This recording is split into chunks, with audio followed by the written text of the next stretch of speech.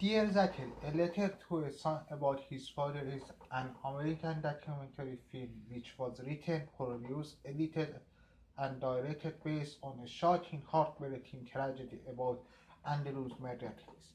His ex-girlfriend and his son by Kurt Kennedy in 2008. Watchers can truly touch and feel the love of a father to his son who never met.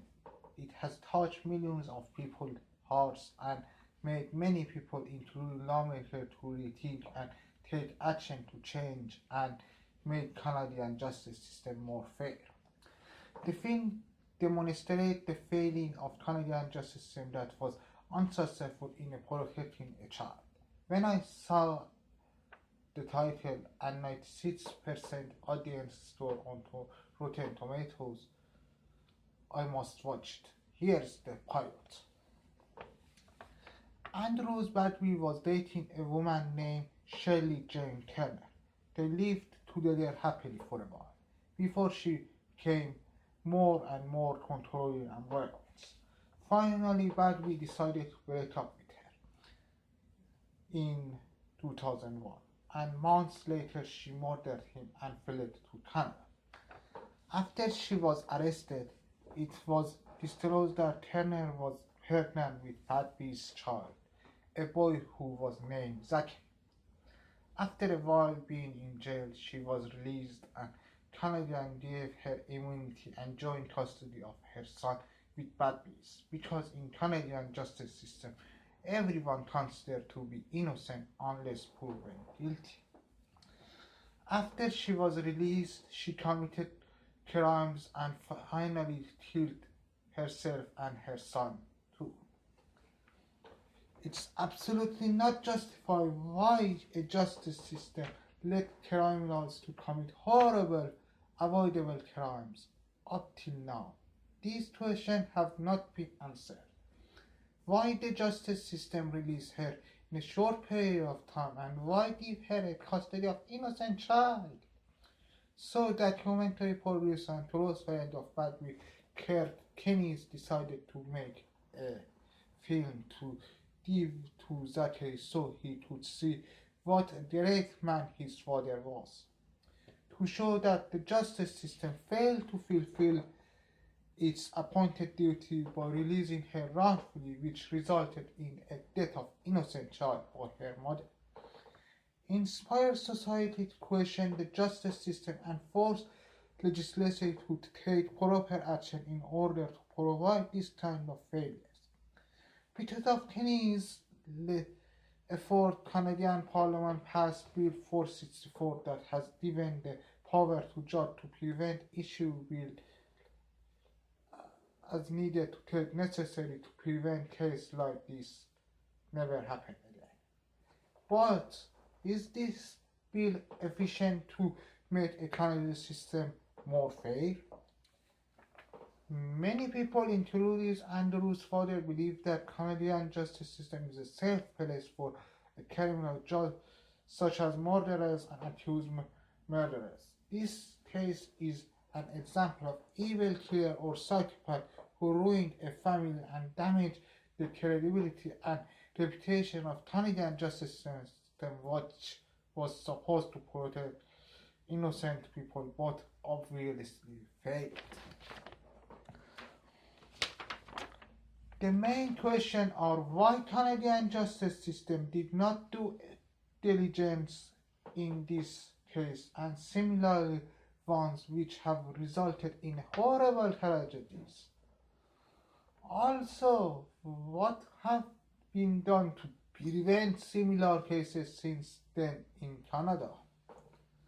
Nothing. After watching the film, I was disappointed and lost my faith in Canadian justice system, child protection, lawmaking and enforcement system, and of course humanity. Canadian justice system is based on the presumption of innocence, which allows some criminals like Andrew's ex-girlfriend Turner to escape the justice system.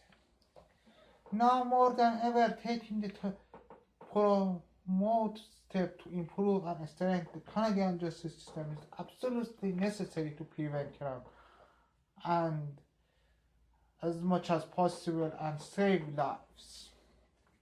These actions included but not limited to change or review the justice systems, including child custody law, enhance and transfer in order to increase the safety of our community to avoid being a safe haven for criminals.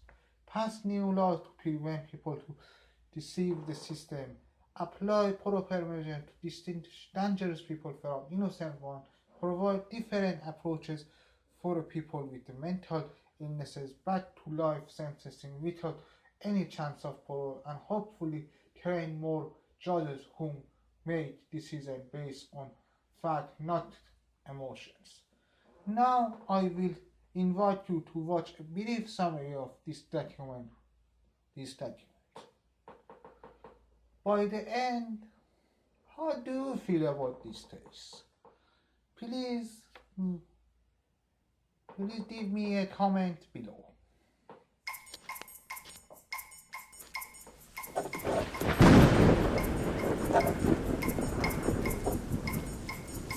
Charismatic, opinionated, really a good storyteller. He had a presence. He had the worst possible gas. He's going to be a great doctor.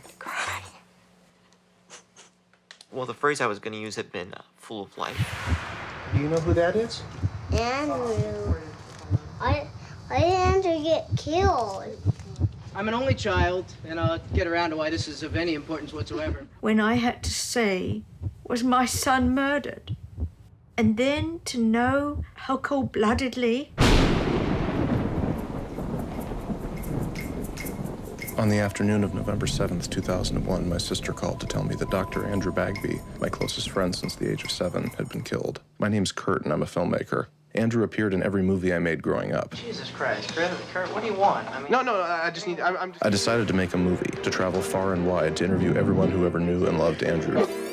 Kurt, I just got a call from Mrs. Bagby. The abbreviated version is that bitch held a press conference and announced that she's 4 months pregnant with Andrew's baby. She named the little boy Zachary. My movie might be one of the only ways Zachary could see and get to know his father. So I pointed the van east toward Newfoundland and set off on a quest to bring a man back to life. Since you've been gone, I've lost my cleverness. But I never could have guessed what would happen next. And since you've walked away, I just can't deal with this.